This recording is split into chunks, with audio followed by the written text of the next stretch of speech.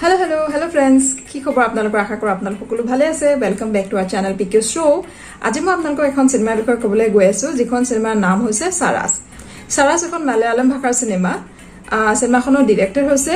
Jude Anthony Joseph আৰু সিনেমাখনত মূল দুটা চৰিত্ৰত অভিনয় কৰিছে সানি ওয়েন আৰু আন্না বেন যদি আপোনালোকে আন্না বেনক চিনি পায় তেতিয়াহ'লে দেখিব বহুত মালয়ালম সিনেমাতে এক্টিং কৰিছে বেছিভাগ ৰোমান্টিক সিনেমা খুব মৰম লগা একোগৰাকী সৰু ছোৱালীৰ কেৰেক্টাৰ তেওঁ ধুনীয়াকৈ প্লে কৰে আৰু ইয়াতো তেওঁ হৈছে এগৰাকী 25 বছৰীয়া ছোৱালী সিনেমাখনৰ নাম আকৌ এবাৰ কৈ দিছো সাৰাস মানে সাৰাৰ ওকে সো সাৰাৰ মানে সো গোটেই সিনেমাখন ইটস অল এবাউট হাৰ সাৰাৰ কি সাৰাৰ জীৱন সাৰাৰ এম্বিশন সাৰাৰ লাভ সাৰাৰ বিয়া সাৰাৰ life choices film is all about সাৰাৰ জীৱনৰ সম্পৰ্কে আৰু গোটেই সিনেমাখন সাৰাৰ ফালৰ পৰা আমাক দেখাবলৈ চেষ্টা কৰা গৈছে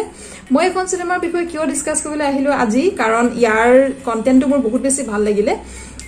ইয়াত দেখাইছে যে সিনপসিস মতে এখন ৰোম-কম আৰু ইয়াত দুটা চৰিত্ৰ আছে সাৰা আৰু জীৱন ইটোৱে সিটোক লগ পায় দুইটাৰ কিছুমান জীৱনৰ কিছুমান বস্তু মিলে তেওঁলোকৰ কিছুমান লাইফ চইচেছ মিলে বিশেষকৈ তেওঁলোকে জীৱনৰ সন্তান নিবিচাৰে দে ৰোমান্টিকেলি টাচ টু ইচ আদাৰ and De started A life ঘৰৰ প্ৰেছাৰত পৰি তেওঁলোকে বিয়া পাতিবলগীয়া হ'ল কিন্তু পিছত ঘৰৰ প্ৰেছাৰত পৰি তেওঁলোকে আৰু কি কৰিবলগীয়া হ'ল বিশেষকৈ এগৰাকী নাৰী হিচাপে যিগৰাকী নাৰীয়ে নিজৰ জীৱনত বায়'লজিকেল চাইল্ড নিবিচাৰিছিলে বিয়াৰ পিছত তেওঁলোকৰ জীৱনত কি এনেকুৱা ধৰণৰ সংঘাত হ'ল সাৰা এগৰাকী নাৰী হিচাপে কি ধৰণৰ challenges face কৰিবলগীয়া হয় ঠিক একেদৰে জীৱনে এজন পুৰুষ হিচাপে কি ধৰণৰ challenges face কৰিবলগীয়া হয় বা একেটা চ্যালেঞ্জকে সাৰা আৰু জীৱনে কেনে ধৰণে বেলেগ ধৰণে the film is all about that আৰু এনেকুৱা বহুত সিনেমা ওলাইছে ভাৰতীয় সিনেমা বিশেষকৈ আমি দেখো যে মাতৃত্বক বহুত বেছি গ্লোৰিফাই কৰা হয় মাতৃত্ব এনেকুৱা এটা বস্তু হিচাপে দেখুওৱা হয় যিটো ডিভাইন যিটো স্বৰ্গীয় যেন প্ৰত্যেকগৰাকী নাৰীয়ে মাতৃ হ'ব বিচাৰে আৰু খুব বেছি ধুনীয়াকৈ বস্তুটো দেখুওৱা হয় আৰু কিছুমান ভ্যাম্প কেৰেক্টাৰ থাকে যিবোৰে মাতৃ হ'ব নিবিচাৰে এইবোৰ ভ্যাম্প বা গুণ্ডি চৰিত্ৰ কিছুমান দিয়া হয় সো ইয়াত সাৰা হৈছে চিনেমাখনৰ নায়িকা আৰু নায়িকাগৰাকীয়ে যিহেতু সন্তান নিবিচাৰে গতিকে এইটো এখন বেলেগ চিনেমা মানে আগতে মই ইণ্ডিয়ান চিনেমা তেনেকুৱা দেখা নাই আৰু বহুত চিনেমাটো হৈছে